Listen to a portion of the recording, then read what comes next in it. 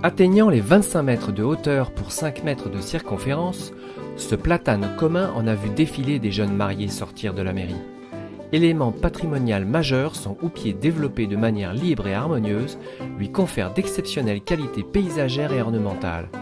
Son collet est la base de son tronc offrant des formes particulières de renfort en pattes d'éléphant. Notez qu'il a été classé arbre remarquable par le conseil départemental du Val d'Oise en 2009. Cette créature dont les branches viennent s'entremêler et se tordre n'est autre qu'un sophora du Japon pleureur. Celui-ci a élu domicile au parc de la mairie de Groslay où les promeneurs peuvent l'admirer été comme hiver. À la rentrée 2015, parmi les petits nouveaux de l'école maternelle Jean Jaurès, on comptait un pommier. Comme les écoliers, il a attendu ses 3 ans pour passer la porte.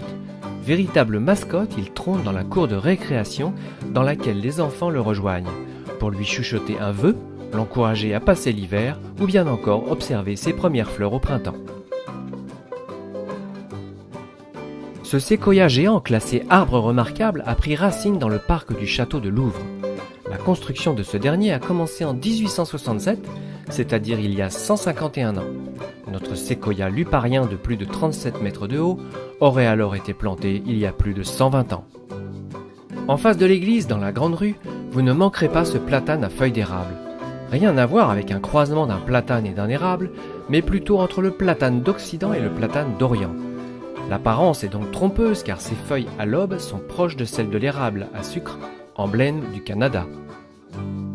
La star du jardin de Graziella et Albert Rockman, domicilié rue d'Ermont à Saint-Gratien, c'est ce chêne pédonculé pour lequel on ne cesse de faire de la place. Ce colosse de 40 mètres a vu la famille s'agrandir, les petits-enfants jouer avec ses glands ou bien encore observer les oiseaux qui se posent parfois sur ses branches. Les vieux arbres, plus encore que les jeunes, offrent de parfaits refuges pour les petits animaux, avec ou sans plumes. Le globe-trotteur marronnier d'Inde ne vient en fait pas d'Inde, mais des Balkans.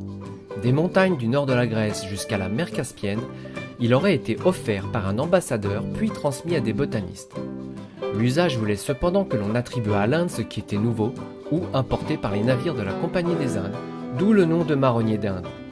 Celui du parc Saint-Jean à Presles aurait 180 ans et dépasse les 20 mètres dans le ciel. Ce marronnier d'Inde-ci aurait quant à lui 120 ans et atteindrait déjà les 30 mètres avec un houppier d'une circonférence de 15 mètres.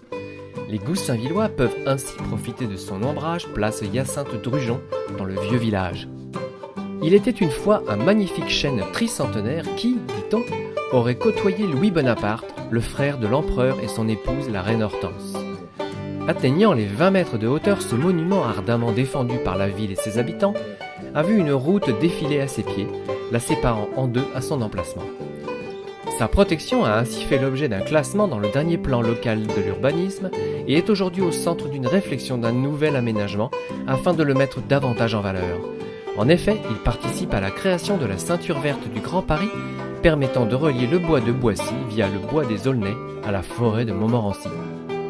Ce Sophora japonica, résident du petit parc du village rue d'Attainville, fait face à l'ancienne mairie.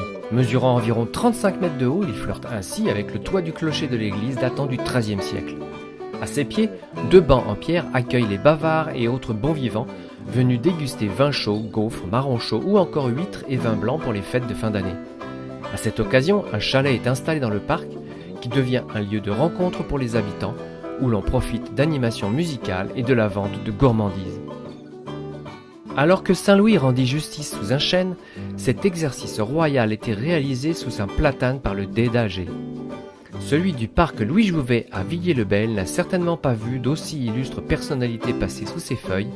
Il reste néanmoins témoin de nombreuses festivités rassemblant les Beauvillésois.